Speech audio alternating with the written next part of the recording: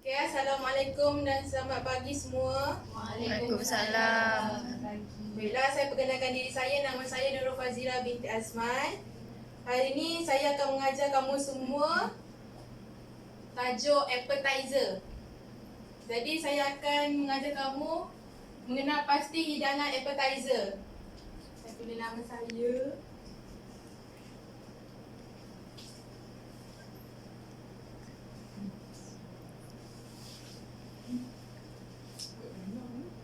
Kod bidang HT HT 012 012 2 2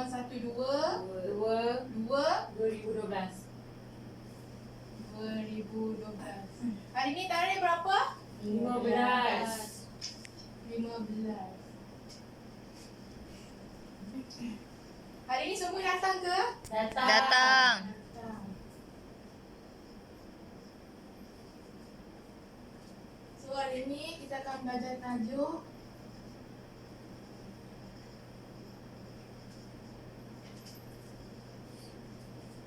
mengenal pasti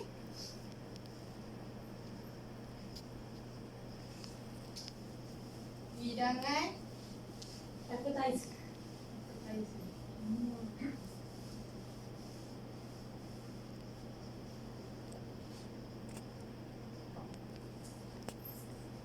Okay, hari ini saya akan mengajar kamu mengenal pasti hidangan appetizer. Jadi ke dalam nak mengajar ni dia ada tujuan dia. Tujuan dia yang pertama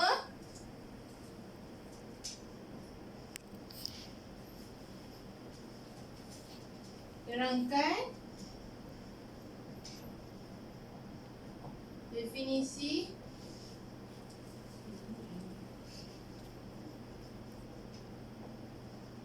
appetizer.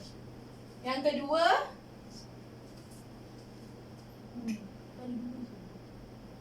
kita ada dua je tujuan dia.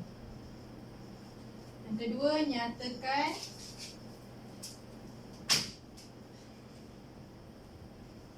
jenis appetizer.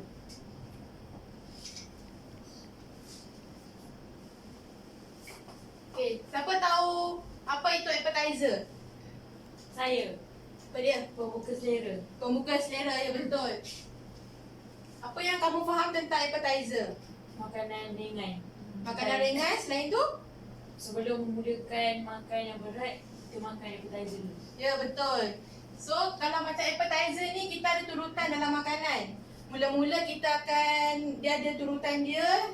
Appetizer ni mula-mula appetizer, yang kedua soup, yang ketiga main course, yang keempat dessert, yang kelima beverage. Jadi appetizer ni antara salah satu turutan makanan yang kita akan belajar hari ni. So hari ni saya akan terangkan apa mengenal pasti hidangan appetizer.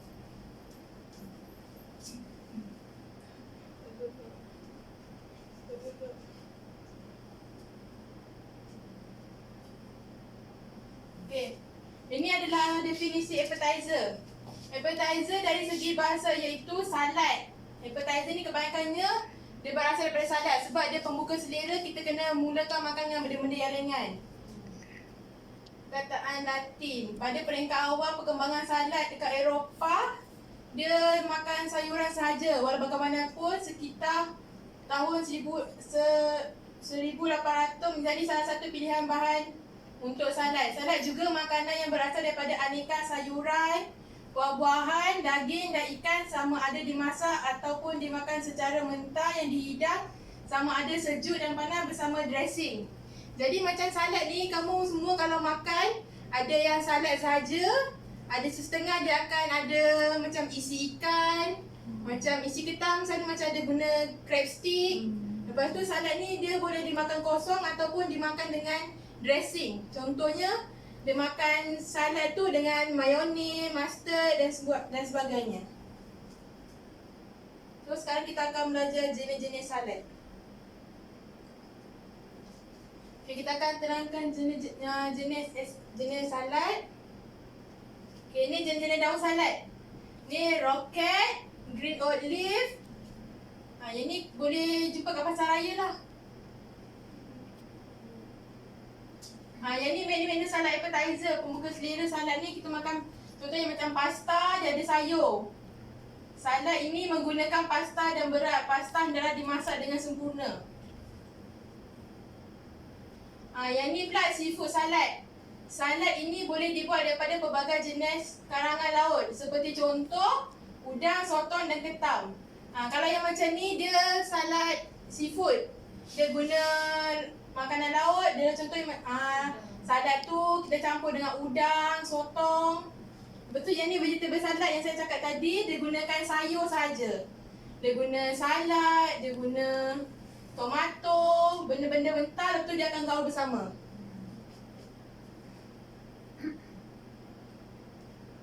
Kalau yang ni legume salad ni, dia menggunakan kekacang. Ada juga yang salad menggunakan kekacang. Salad ini diperbuat daripada biji dan juga kekacang. Harusnya dimasak terlebih dahulu hingga lembut dan boleh digigit. So yang ni kita kena masak dulu, dan masak baru kita campur gaul, baru kita boleh makan. Yang ni fruit salad, salad buah-buahan. Fruit salad menggunakan pelbagai jenis buah-buahan yang sesuai untuk dijadikan salad. Boleh menggunakan hiasan. Contoh kalau kamu pernah jumpa dekat luar, salad buah dia ada buah apa je? Kiwi, Kiwi lagi? strawberry, Strawberry, anggur.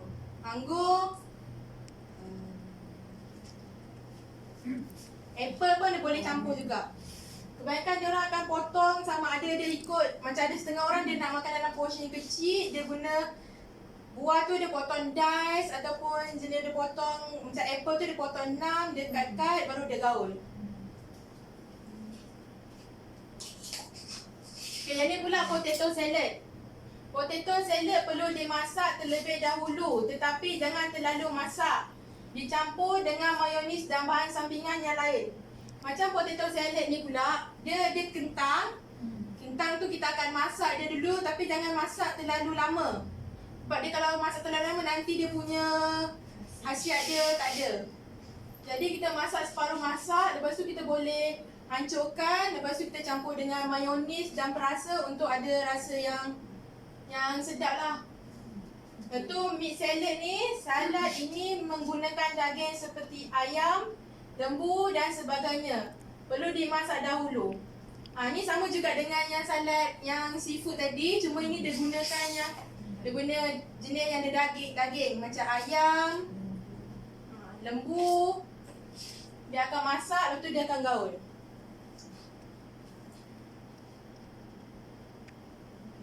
Sekarang ni kita masuk pasal hors d'oeuvre pula. Hors d'oeuvre, bagi setiap jenis hors d'oeuvre. Hors d'oeuvre ni dia sesuai jika terdapat pilihan makanan yang terhad tetapi harganya agak mahal. Dia portion dia macam kecil tapi harga dia mahal. Pilihan warna makanan yang sesuai dan amat penting.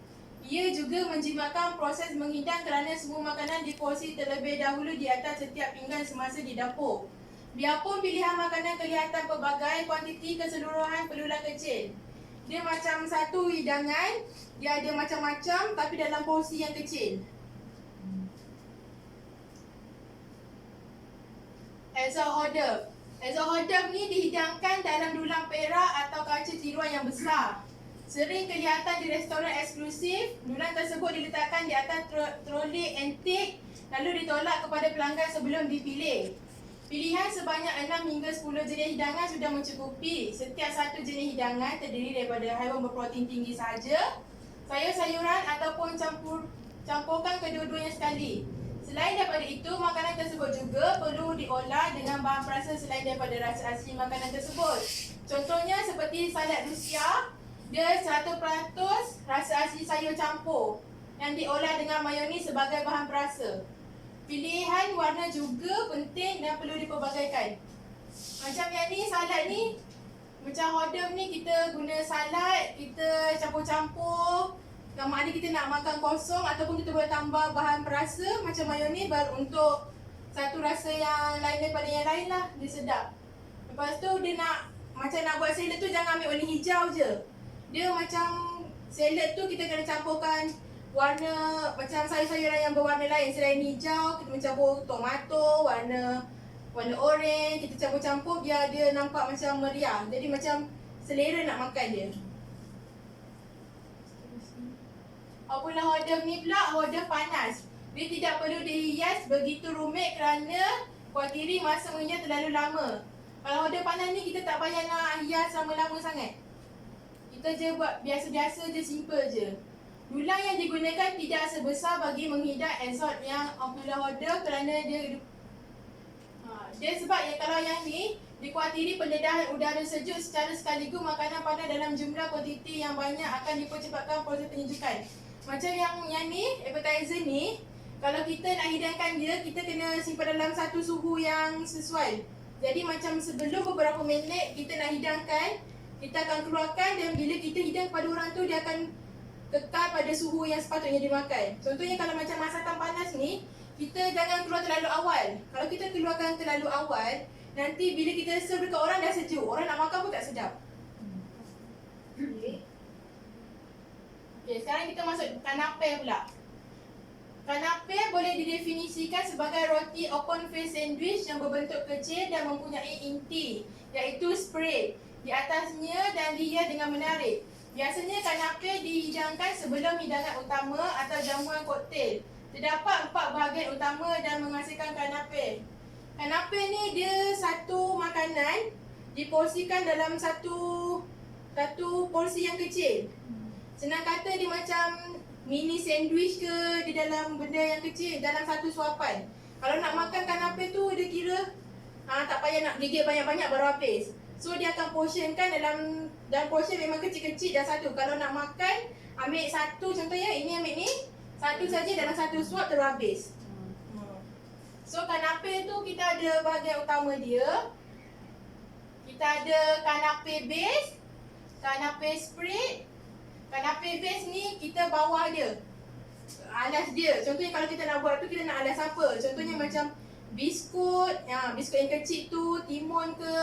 Kalau spread ni pula kita punya macam mayonis ke, dia nak dia punya macam kaya lah orang cakap. Tu.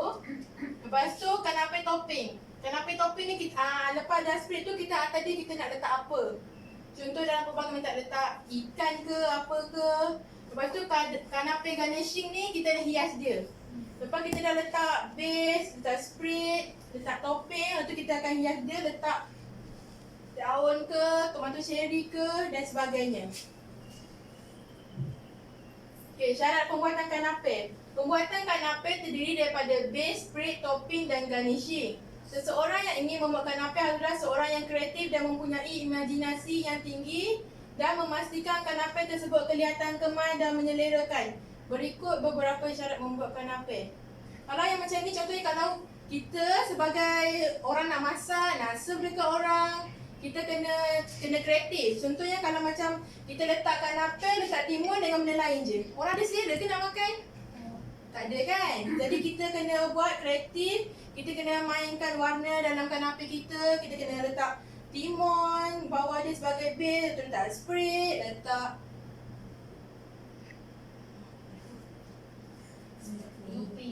topping, lepas tu kena garnishing. Baru lepas tu kalau nak lebih menarik, kita kena pandai olah dia jadi bentuk macam mana ke. Janji di dalam bentuk porsi yang kecil untuk makan dalam satu suapan yang sekali makan terus habis. Bahan, yang ni adalah syarat membuat kanape. Bahan yang hendak digunakan haruslah berada di dalam keadaan yang baik dan segar. Contohnya kalau kita bagi serve dekat orang bahannya tak segar, orang suka ke tak suka? Tak suka. Sakit perut. Jadi kita kena bagi barang yang fresh, yang sedap, jadi baru orang suka. Roti akan dipotong terlebih dahulu, kemudian akan dibakar atau digoreng dengan menggunakan minyak yang sedikit. Jadi contohnya kalau macam roti tu, kita goreng dulu sebelum nak serve ke orang. Sebab kalau kita serve panas-panas, nanti dia bila kita tak panas, kita tak spread tu rasa dia hilang. Dia tak dapat macam menikmati satu suapan kanape yang sedap lah. Betul, sekiranya ingin menggunakan biskut, pastikan biskut tersebut di dalam keadaan rangup, tidak lemau. Kalau kita guna biskut tu sebagai base, kalau kita nak guna biskut tu bila nak serve ke orang, kita baru keluarkan. Kalau keluarkan terlalu awal, nanti biskut tu lemau. Kalau biskut tu lemau, dia jadi bila orang makan tak sedap. Jadi sepatutnya macam orang, expectation orang bila makan benda dalam tu, kalau aku makan ni sedap. Tapi kalau makan mesti dia crunchy, rangup. Tapi bila makan yang dah lama jadi lemau, jadi tak sedap. Okay. Lepas tu, potong roti atau biskut lebih kurang 3 cm panjangnya. Kalau macam roti atau biskut, kita macam tadi jangan potong ikut potongan yang besar. Dia lebih kurang dalam 3 cm macam tu untuk dapatkan satu suapan sahaja. Topping yang digunakan adalah terdapat kombinasi rasa dan warna yang berbeza. Macam topping ni pula macam saya cakap tadi, dia perlu terdapat kombinasi rasa dan warna yang berbeza. Rasa dia macam kita dah makan biskut tu masin, jadi spread tu kena masam. Lepas tu macam topping tu macam tergigit maybe dalam sprinkle manis. Jadi macam ada 3 kombinasi rasa yang berbeza dan warna yang berbeza untuk menarik perhatian pelanggan untuk makan. Akhir sekali, sapukan lapisan pengilat glazing untuk kelihatan lebih menarik. Lepas kita dah buat kanape tu, kita glazing dia biar dia nampak macam berkilat, nampak macam segar. Baru orang akan nak rasa, nak makan makanan tu jadi macam sedap. Hidangkan di atas platter atau tray yang sudah dialas. Kalau kita nak hidangkan kanape tu, kita jangan bagi pinggan je. Sebab pinggan nampak kosong. Jadi kita macam kita letak pinggan, kita letak alas, baru kita letak kanape, baru nampak macam proper lah. Jadi kita tak adalah hidang setakat pinggan dengan kanape saja. Jadi kita kena alas dia, jadi dia lebih proper. So sekarang saya akan dressing pula. Okay, definisi dressing. Dressing ialah cecair atau separuh cecair yang digunakan untuk menambah rasa pada salad. Vinaigrette merupakan emulsi sementara minyak dan menggunakan nisbah 3:1. Dressing ni dia penting kepada salad. Sebab kalau kita makan salad, dia rasa kosong je. Jadi dressing ni untuk menambah rasa pada salad. So macam dressing ni dia ada 3. Dia ada minyak dan cuka. Lepas tu dia ada mayonis dan good dressing. Minyak dan cuka. Minyak dan cuka ni dia ada campuran minyak, cuka dan perasa. Dia kalau kita perlukan macam satu bowl, kita perlukan campur minyak, cuka dan letak perasa, kacau-kacau. Lepas tu kita boleh mencampurkan salad yang kita pilih tu. Kita gaul-gaul-gaul, baru kita boleh serve. Kalau mayonis pula ni, kita kena bancur dia. Kita kalau nak buat mayonis ni, kita perlukan telur kuning. Lepas tu cuka, jus lemon dan minyak. Lepas tu kita akan putarkan dia, sama ada guna manual ataupun guna wire whisk pun boleh. Auto wire whisk tu. Jadi dia putar sampai dia kembang baru jadi mayonis. Yang satu cook dressing. Cook dressing ni adalah cuka, mustard, perasa. Dia lebih kepada dressing yang dimasak. Contoh macam kira dia lebih kurang dengan mayonis, tapi dia akan masak. Contoh dia jadi tambah benda-benda lain. Jadi dia jadi ada satu rasa yang berlainan daripada mayonis lah. Contoh dia ada rasa masam ke, manis ke, dia ada combination rasa. Ada apa-apa soalan? Tak ada. Jadi saya akan edarkan kata penerangan pada kamu. Saya nak kamu baca.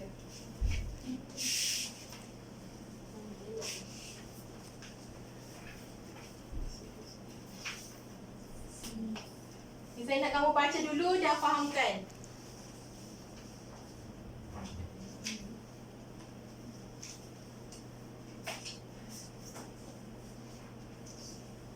Kamu baca, kalau tak faham boleh tanya saya.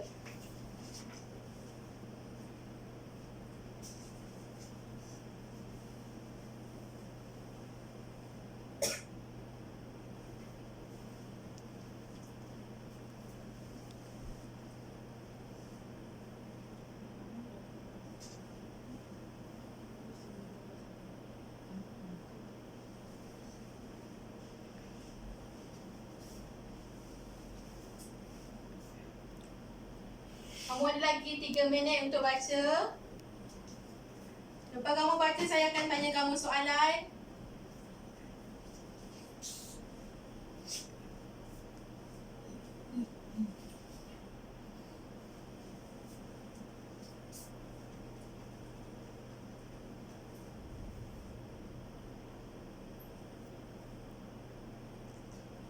Ada lagi 2 minit.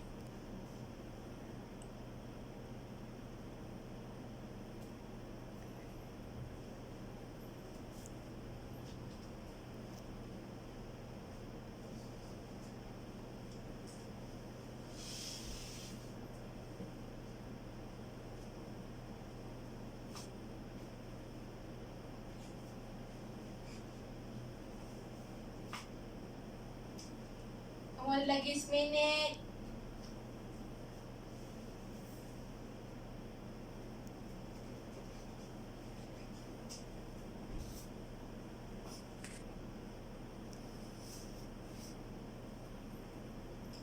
Okay, dah baca ke semua? Dah. Okay, dah. So sekarang saya akan tanya kamu soalan. Okay, apakah yang dimaksudkan dengan appetizer? Definisi appetizer. Pembuka selera. Pembuka selera.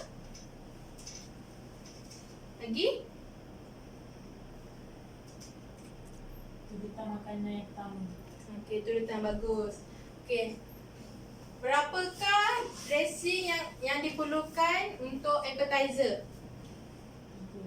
3. Yang pertama, minyak dan cuka. Yang kedua, mayonis. Yang ketiga, cook dressing. Okey, bagus. So, sekarang saya akan bagi kamu kertas tugasan. Sebab saya tengok kamu semua dah faham apa yang saya ajar. Saya akan bagi kamu kertas tugasan.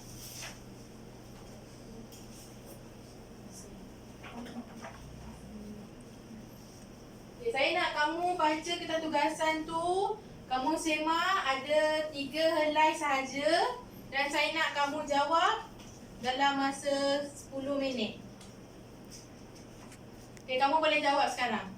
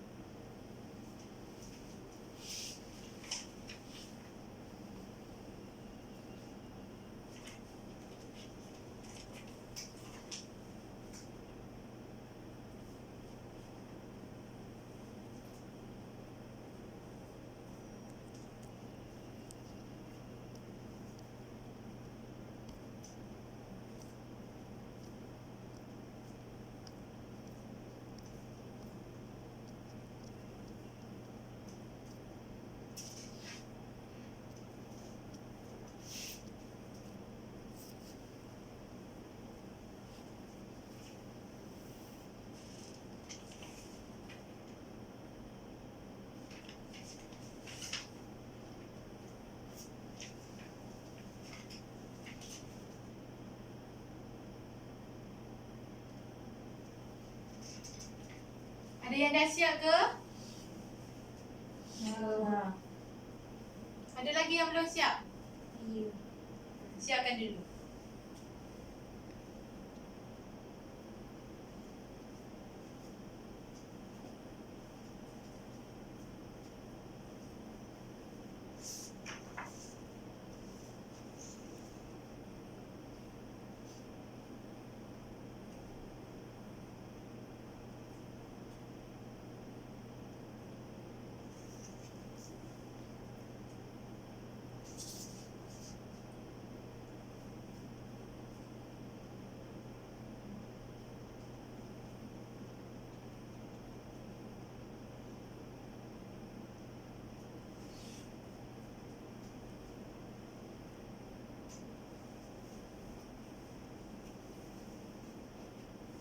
Baiklah, masa dah pun habis. Kamu boleh hantar balik kertas tugasan yang saya bagi tadi.